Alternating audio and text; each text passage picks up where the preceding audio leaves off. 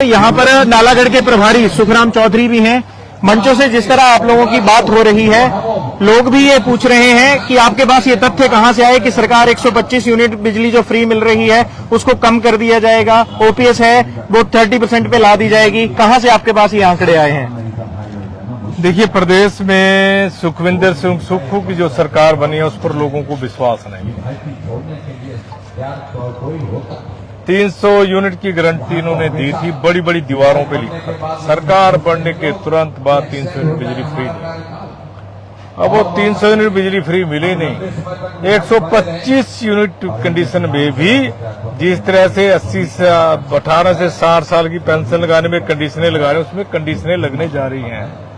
File अधिकारियों के पास पड़ी है, चुनाव आचार संहिता के तुरंत बाद लागू हो जाएगी। कर्मचारियों को पैसे नहीं दे रहे हैं, परेशान कर रहे हैं। उसमें भी ड्राफ्ट बिल्कुल तैयार करके रखा है, आने वाले समय में इम्प्लीमेंट हो जाएगी। डिप्टी सीएम तो कह रहे हैं, आप लोग झूठ कह रहे हैं, ऐसा कुछ भी नहीं है। ये झूठों की सरकार है, मैं कहना चाहता हूँ।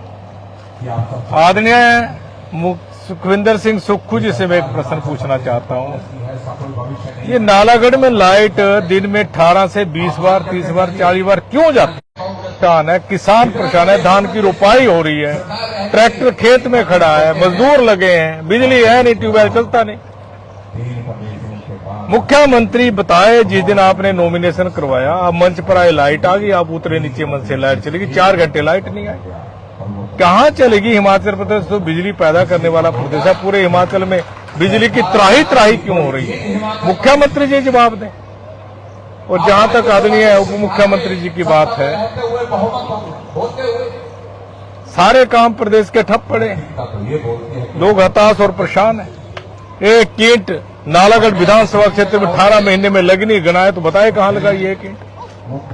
संस्थान बंद करने वाली सरकार है, तालाबंदी वाली सरकार है। 1050 संस्थान बंद कर दिए।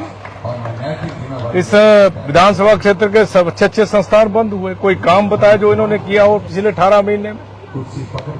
हमें कहते थे कर्जा ले लिया, हमने तो 24,000 करोड़ का कर्जा लिया था 5 साल में। इन्होंने 1.5 साल में 25,000 करोड़ का कर्जा ले लिया। कहाँ लगाया, कहाँ गया, कहाँ है वो? आपकी सरकार की कोई बात नहीं है। ये सरकार पूर्ण रूप से फेल है, विकास करवाने में असफल है। ये चुनाव कैसे लड़ रहे हैं? दुकानदारों के चालान करके, ट्रैक्टर वालों के चालान करेंगे, फिर चालान के हाथ में पकड़ा देंगे और फेंकेंगे, फलानी दुकान पे चला जाओ, उनका टेलीफोन करवा दो, आपका चालान माफ कर दिया जाएगा। अगर टेलीफोन नहीं कर तो दुगना हो जाएगा।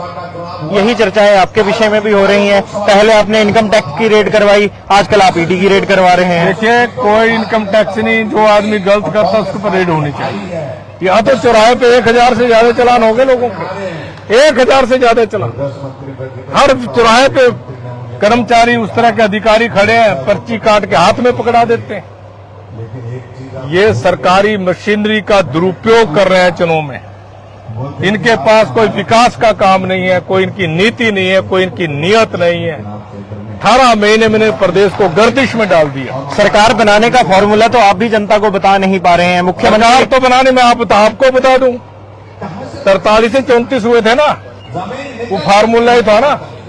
25 से 34 हो गए थे, अब हम 27 हैं, 3 और आ जाएंगे, 30 हो जाएंगे, नजदीक बन जाएगा फार्मूला। सरकार जानी है, बीजेपी की सरकार। मुख्यमंत्री तो बता रहे हैं हम 34 से फिर 38 पहुंचे, अब 38 से खाली होने। कोई बात नहीं, मुख्यमंत्री को लग जाएगा कितने कितने पानी में है। दुरुपयोग कर रहे हैं, सत्ता के दुरुपयोग से लोग डर के इनको वोट दे रहे, सहमे हुए हैं लोग। इसलिए 4 सीटें कैसे हार गए फिर लोकसभा की?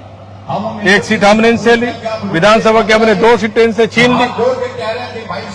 68 में से 61 सीटों पर भारतीय जनता पार्टी की लीड आई। तो कहाँ है कांग्रेस? कांग्रेस का धरातल खिसक चुका है। ये कांग्रेस की नीतियों पर चुनाव नहीं लड़ रहे हैं, सरकारी मशीनरी का भरसक दुरुपयोग करके चुनाव लड़ रहे हैं। हर व्यक्ति को परेशान कर रहे हैं, टेलीफोन कर रहे हैं, दुकानदारों को, ट्रक ऑपरेटर्स को, इंडस्ट्रियलिस्ट को डरा रहे हैं। डराने धमकाने का चुनाव है। अगर असलियत से चुनाव लड़े तो कांग्रेस का कैंडिडेट की जमानत जब्त हो सकती है। बगावत पे तो आप भी लगाम नहीं लगा पा रहे हैं। हरप्रीत सैनी है, निर्दलीय चुनाव लड़ रहे हैं। कोई बगावत नहीं है। सब लोग, लखविंदर राणा जी आपके सामने मंच पर तो बैठे हैं, भाषण दिया उन्होंने, 1 और 1 11 होते हैं।